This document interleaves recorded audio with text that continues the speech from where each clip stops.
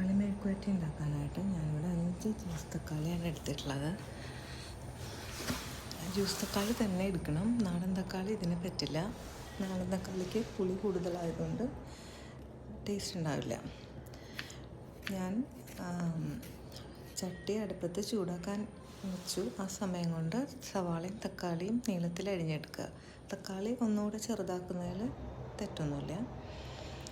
ചട്ടി ചൂടായ ശേഷം അതിലേക്ക് വെളിച്ചെണ്ണ ഒഴിച്ച് വെളിച്ചെണ്ണ ചൂടായ ശേഷം നമ്മൾ കടുകിട്ട് പൊട്ടിക്കുക.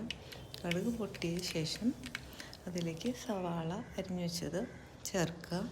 അതിനോടൊപ്പം തന്നെ പച്ചമുളക് 4 കീറി അതും ഇട്ട് കൊടുക്കുക. കറിവേപ്പില ഇട്ട് കൊടുക്കുക. ഇതെല്ലാം കൂടെ നന്നായി വഴറ്റിയ ശേഷം നമ്മൾ ലേശം ഉപ്പ് ചേർത്ത് കൊടുക്കുക. 1 സ്പൂൺ ഉപ്പാണ് ഞാനിവിടെ ചേർത്ത് കൊടുത്തിട്ടുള്ളത്. നന്നായി അതിനുശേഷം വഴറ്റി ഒരു 2-3 മിനിറ്റ് വഴറ്റിയാൽ മതിയാകും. അത് കഴിഞ്ഞ് നമ്മളതിലേക്ക് മുളക് പൊടിയും മഞ്ഞൾപ്പൊടിയും ചേർത്ത് കൊടുക്കുക.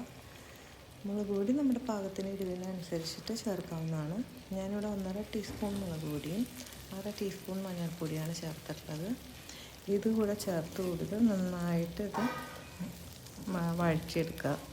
ഒരു 1-2 മിനിറ്റ് വഴറ്റിയാൽ മതിയാവും. അതിനുശേഷം നമ്മൾ ഈ തക്കാളി അരിഞ്ഞു വെച്ചത് കൂടെ ചേർത്ത് ഉപ്പ് ആവശ്യമുണ്ടെങ്കിൽ ലേശം കൂടെ ചേർത്ത് നന്നായിട്ട് ഇളക്കി യോജിപ്പിച്ച് ഒരു പാത്രം ഇട്ട് മൂടി വയ്ക്കുക. ഇതിലേക്ക് വെള്ളം ചേർക്കുന്നില്ല. ഈ മൂടിപ്പാത്രം വെച്ച് അടച്ചു വയ്ക്കുമ്പോൾ ഒരാവിയിൽ വരുന്ന വെള്ളം വെച്ചിട്ടാണ് ഈ തക്കാളി സവാളയൊക്കെ വെന്ത് വരുന്നത്. വെള്ളം ഒട്ടും ചേർക്കേണ്ട ആവശ്യമില്ല. എന്നാൽ മാത്രമേ ഇതിന് നല്ലൊരു ടേസ്റ്റ് വരുള്ളൂ. ഈ ഒരു തക്കാളി മെഴുക്കുവരട്ടി നമുക്ക് ചോറിനൂടെയും ചപ്പാത്തിയുടെ ഒപ്പമൊക്കെ കഴിക്കാവുന്നതാണ്. വളരെ ടേസ്റ്റി ആയിട്ടുള്ളൊരു മെഴുക്കുവരട്ടിയാണിത്. എൻ്റെ ഒരു ഫേവററ്റാണ്, ഓൾ ടൈം എന്ന് വേണമെങ്കിൽ പറയാം. എന്നിട്ട് നമ്മൾ 2-3 മിനിറ്റിന് ശേഷം ഈ മൂടി തുറന്ന് ഇടയ്ക്കൊന്ന് ഇളക്കി കൊടുക്കണം. ഇളക്കി കൊടുത്തു കഴിയുമ്പം തക്കാളി സവാള ഏകദേശം വെന്തൂന്ന് മനസ്സിലാവുമ്പം പിന്നെ നമ്മൾ മൂടി വയ്ക്കേണ്ടതില്ല.